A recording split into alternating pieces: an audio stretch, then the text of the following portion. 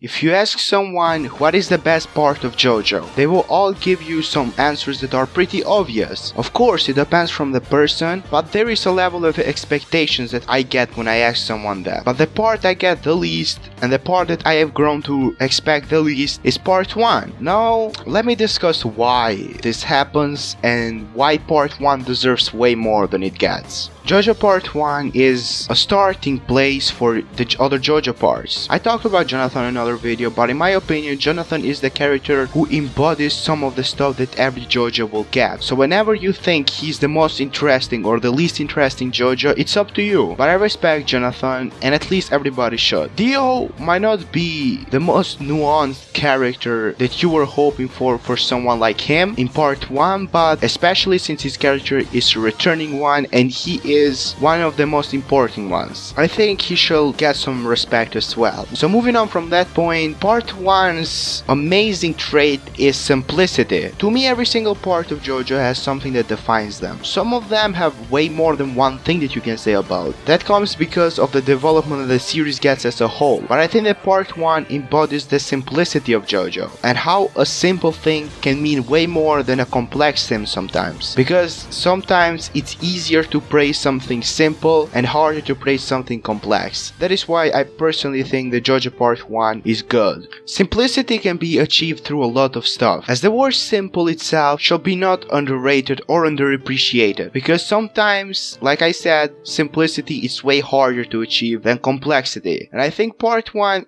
and I really think that Part 1 really embodies that to the fundamental levels, because we follow the one-on-one story of Jonathan Joestar, which is a tragic story. Never the end, it's an amazing story that everyone should appreciate. The strongest aspect about JoJo's Bizarre Adventures Part 1 Phantom Blood for me is easily the duality between Dio and Jonathan. I think it's one of the most fleshed out dualities we get between a protagonist and antagonist in all of the main universe till Part 7. That comes because we follow their lives from the beginning to the end, and that is really tragic, at the same time gives layers to them as characters. In my opinion, they kind of follow a tragic parallel journey when Dio experiences misfortune and uses that misfortune to become who he does, and Jonathan gets misfortune from Dio and uses that misfortune to become who he does as well. So Jonathan reacts to Dio's actions, but at the same time, my favorite moment, and I'm sure everybody's favorite moment, at least most of the fandom's favorite moment, is the last moment when we see Jonathan holding Dio. That for me represents that Jonathan accepts that he is a respectful man and he can't bring himself to the levels to disrespect Dio. Even after all what he did, he still manages to give that moment of respect. At the same time, even though Dio is still who he is, he kind of gives respect to Jonathan before those moments, and he says that I'm gonna respect you. Of course, he does it with the way evil side of him, but still, it shows that they each progress to a position of that. Now, there is the argument that Phantom Blood is boring. Being boring is subjective. There are many things that I will call Phantom Blood. I will call of the flaws that it has, which I'm not denying. I will call of the problems that he has in its storytelling, Araki's first introduction to JoJo, Jonathan's reactionary personality, and a lot of stuff, but at the same time, I will never call Phantom Blood boring. I think people who call it boring really capitalize on other parts like Part 2 or even 3. I think Part 1 deserves more than it gets. That is why when I see hate of it, it just makes me sad and it just makes me think that it deserves more. So leave Phantom Blood alone. Now, quick backstory. Phantom Blood is not my favorite part. It's far from it. In actuality, I would say it's my least favorite part. Yes, you heard that right, but that doesn't mean that it's anywhere bad, because it's actually good. So respect Phantom Blood, and I will respect your favorite anime.